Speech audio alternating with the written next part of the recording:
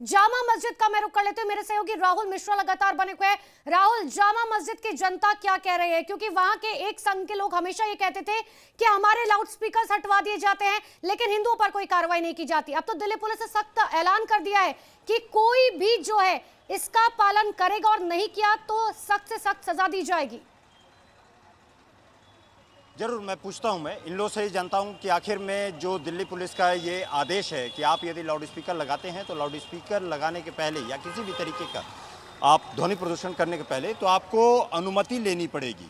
आप loud speaker लगाते हैं चाहे कोई भी जलसा हो, त्यौहार हो, कहीं पर भी आप, तो आपको अनुमति लेनी पड़ेगी। दिल्ली पुलिस से लिखित में अनुमति लेनी पड़ेगी। ठीक है, अच्छी बात है। अच्छी बात है, बिल्कुल अच्छी। ये इसलिए अच्छी बात है कि अगर जो ये सभी धर्म के लिए बराबर होना चाहिए। सभी धर्म के लिए मतलब यानी हिंदू, मुस्लिम, सिख, ईसाई सबके लिए बराबर होना चाहिए ये नियम। यानी किसी भी एक समुदाय के लिए नहीं होना चाहिए। ऐसा जब दिल्ली पुलिस कह रही है कि लिखित में आदेश आपको लेना पड़ेगा तो सभी के लिए लागू है। ये जागरण भी करने जा रहे हैं तभी भी लागू है, आप जलसा करने जा रहे हैं उसके लिए भी लागू है। अच्छी बात है, अच्छी बात है। अगर आपको ऐसा क्यों लग रहा है कि केवल एक धर्म के लिए? क्योंकि ऐसा देखा गया है ना, क्योंकि इतने साल से हम देख रहे हैं ना। क्योंकि अभी ये काली पट्टी बांधने पर ही, काली पट्टी बांध करके नमाज पढ़ने में ही क्या नाम उसका, उन पे 2-2 लाख का जुर्माना लगा दिया। अब एक आदमी भगवा कलर के कपड़े पहन करके वो मस्जिद पे चढ़ जाता है, झंडा लहरा देता है, नारे लगाता है, मस्जिद में घुस जाता है, कोई कुछ कहता नहीं है। तो इसके लिए ना कानून बने तो फिर सबके लिए बराबर बने। कानून बने तो सबके लिए। आइए जरा और भी लोगों से यहाँ पर बात करते हैं कि आखिर में जब अब आदेश दिया गया है सभी धर्मों के लिए कि लाउड स्पीकर लगाने के पहले, चाहे जलसा किसी भी तरीके का आप त्यौहार मना रहे हैं, जलसा कर रहे हैं या किसी भी, तो आपको लिखित में दिल्ली पुलिस से आदेश लेना होगा। कैसे देखते हैं इसको? तो ये सभी धर्मों के लिए है ना, और भी धर्म है, हिंदू धर्म भी है, सिख धर्म भी है, उनको भी आदेश लिखित में लेना होगा। हाँ, सभी के लिए, सभी के लिए अच्छी बात है। अगर सभी को लिखित में प्रशासन आदेश देता है तो अच्छी बात है, फिर सबके लिए होना चाहिए। किसी एक विशेष समुदाय के लिए थोड़ी होना चाहिए कि मुसलमानों के लिए स्पीकर बंद कर दिया जाए। सभी के लिए होना चाहिए ना। तो जो रामनवमी की जलसे निकलते हैं और दुर्गा पूजा के निकलते हैं, सभी के लिए माइक बंद होना चाहिए। धुबी प्रदर्शन हो रहा है, सबके लिए हो रहा है।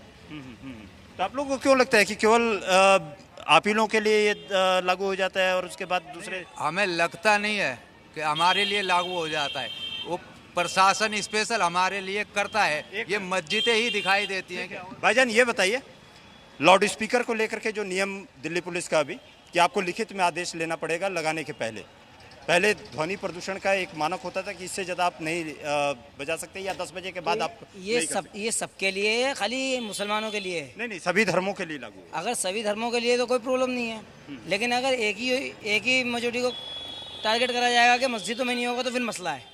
अगर सभी धर्मों के लिए तो कोई मसला ही नहीं है, हमारी भी सहमति है इसमें। और क्या हो सकता है? तो आप लोगों को लगता है कि केवल आप लोगों को टारगेट, लेकिन जबकि दिल्ली पुलिस ने एक लिखित आदेश दिया है कि आप, हम लोगों को यूँ लगता है ना हमें टारगेट किया जाएगा। अभी हुआ ना ऐसा एग्जांपल, अभी यूपी के अंदर देख लो, संभल में देख लो, कई जगह देख लो, लाउड स्पीकर उतरवा दिए गए। और अभी रामनवमी में किसी ने लाउड स्पीकर बार-बार बता रहा है कि दिल्ली पुलिस की तरफ से इस बात का ऐलान किया गया, ये किसी धर्म विशेष समुदाय के लिए नहीं है, ये हर शख्स के लिए है जो दिल्ली में रहता है। चांदनी चौक का रुख कर लेते सुमंत कुमार लगातार मेरे साथ बने हुए। सुमंत, वहां से क्या तस्वीर है? चांदनी चौक की जनता क्या कह रही है इस कानून पर? बिल्कुल, देखिए मैं चांदनी चौक में इस वक्त भागीरथ पैलेस इलेक्ट्रॉनिक में जो डीजे मार्केट है, लाउड स्पीकर मार्केट है, उसमें मौजूद हूँ। और इस पूरे मार्केट का जो एसोसिएशन है उस एसोसिएशन के रिप्रेजेंटेटिव्स और कुछ शॉपकीपर, इस वक्त दुकानदार हमारे साथ हैं। सीधे इनसे बात करते हैं। ये बताइए कि ध्वनि प्रदूषण पे लगाम लगाने के लिए पुलिस ने कुछ नए नियम बनाए हैं। आप लोग डीजे जो म्यूजिक सिस्टम है, जो पब्लिक एड्रेस सिस्टम है, लाउड स्पीकर का लंबे समय से कारोबार कर रहे हैं, पुलिस के इस कदम को कैसे देखते हैं आप? सबसे पहले तो आप सभी का धन्यवाद, आपने हमारी बात सुनने का मौका दिया कि हमारे पॉइंट ऑफ व्यू आपने लिया में आके। हम सब दुकानदार काफ़ी दिनों से काम कर रहे हैं और आपका बहुत धन्यवाद, आप यहाँ पे आए। और जब बैन लगा दिया है कि आप, दिल्ली पुलिस ने बोल दिया है कि आप 5 dB से ऊपर हमारे साउंड को इस्तेमाल नहीं कर सकते हो। अभी हम जो बात कर रहे हैं वो अभी 60 dB का बात कर रहे हैं हम आपसे, मोर देन 60 dB है। तो गवर्नमेंट को सोचना चाहिए कि कितना dB एक डीजे पार्टी के लिए जरूरत है, या हम कोई भी मीटिंग करते हैं, कोई भी कॉन्फ्रेंस मीटिंग करते हैं, उसमें कितना dB साउंड चलता है। गवर्नमेंट को समझना चाहिए कितने लोग गैदरिंग कर रहे हैं तो उसके कितने साउंड की रिक्वायरमेंट है, वहाँ पे एक साउंड इंजीनियर की जरूरत पड़ती है। तो गवर्नमेंट को सोच समझ के डिसीजन लेना चाहिए, पुलिस को सोचना चाहिए कि आप जो डिसीजन ले रहे हो ये जबरदस्ती थोप रहे हो किसी के ऊपर, ऐसा नहीं होना चाहिए। इससे जीएसटी पे बहुत ज़्यादा इम्पैक्ट पड़ने वाला है, क्योंकि जीएसटी पे क्यों इम्पैक्ट पड़ेगा? क्यों जो हमारी सेल नहीं होगी तो जीएसटी हम कैसे बिल देंगे? लाखों लोग रोजी रोटी खराब हो जाएगी, दुकान पर सेल कम हो जाएगी हम लोगों की। बाजार में आप क्या कहना चाहते मेरा कहना ये है जी, लाखों लोगों की रोजी रोटी का सवाल है। दूसरा क्या है कि 5 dB बहुत कम है।